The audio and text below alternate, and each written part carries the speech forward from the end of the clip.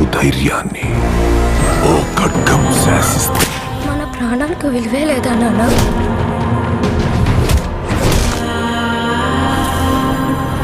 మనల్ని ఎంత హింసించి మన కష్టాన్ని దోచుకుంటున్నారు.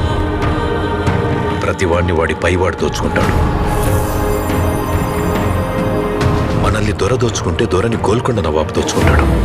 ఆ నవాబును ఢిల్లీలో ఉండే మొఘల్ చక్రవర్తి.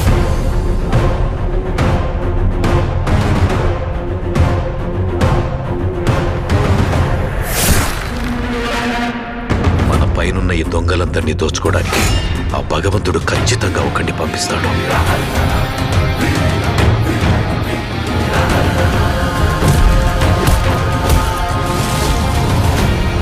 రాక్షసుల్ని వేటాడే బ్రహ్మ రాక్షసుడు వచ్చాడ్రా.